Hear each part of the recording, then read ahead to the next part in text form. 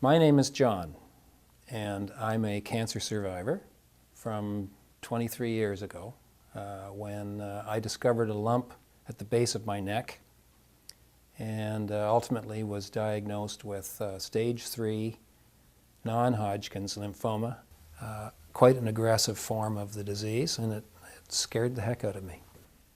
This meant, in the old days, not a very good life expectancy. But the paradox was that it was like a brush fire. If we could put enough water on it, we had a chance of putting it out, and that's what we did.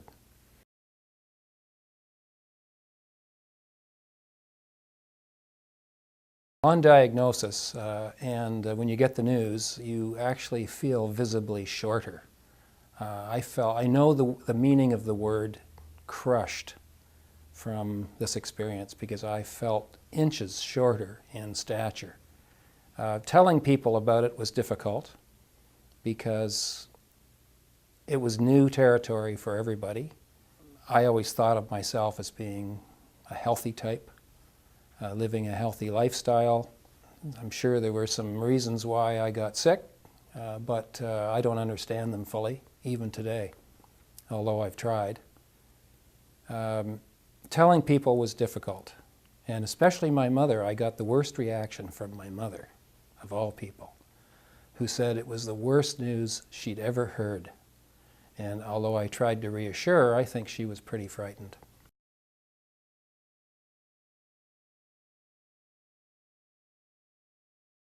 The support I got from Valerie, my wife, was crucial, and also from my good friends, some of whom were so positive. They just really said, you know, it's like an ingrown toenail.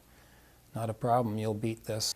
And I can tell you that it was a big problem to me.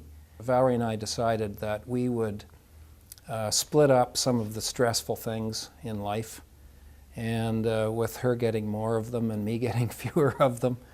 One of the things was driving to work in the morning. We both worked downtown at that point, and driving downtown from where we live takes you right by a very large cemetery. And Valerie did the driving on the way down, and I always turned my eyes the other way when we'd go by the cemetery because I could visualize myself being there in about 12 months. So that was difficult. One little thing that we changed was I didn't look at cemeteries.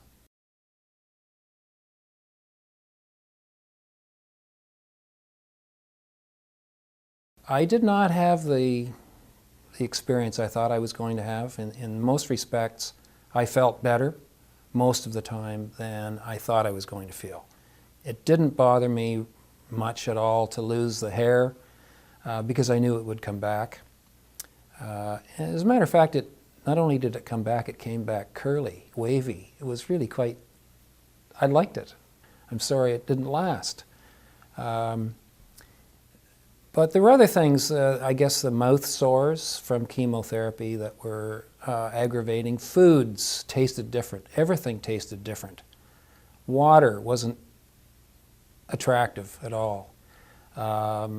Forget about wine or alcoholic beverages of any kind. They were like drinking battery acid. Milk was about the only thing I really felt tasted the same. Bland foods generally were fine. Anything with any spice or flavor were off the list. On the other hand, it amazed me how quickly I felt better after stopping chemo. It didn't take more than a few weeks before I felt very much better. And within 2 or 3 months, I think I was pretty well back to normal. And getting good news on my regular visits to the oncologist.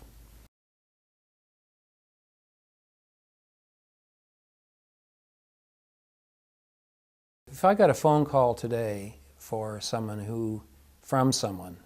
who was newly diagnosed, I think I would reassure them by telling them that the treatments today are much better, first of all, than they were 23 years ago. I think the success ratio in most diagnoses is much better than it used to be. I would encourage them to contact the people at Wellspring. I would encourage them to learn about how to use their own mind power to promote health. I would refer them to some books.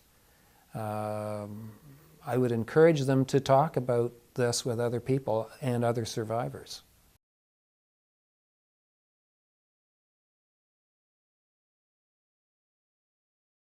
Coming out of this, I learned a lot. And I learned a lot about myself. I learned a lot about health. I learned, I think, a lot about the power of the human mind to help. I learned that not all of my habits were healthy ones. I'm still working with some of them. Stress is something that we all have to contend with. The only people who don't have any stress anymore are in Mount Pleasant Cemetery. So stress is a sign of life. If you're alive, you have stress. Controlling it, or at least coping with it, dealing with it, is a key, I think, to maintaining good health. And especially for cancer survivors, to give themselves a better chance of long-term survival, I think dealing with stress is very important. Making changes that reduce stress is key.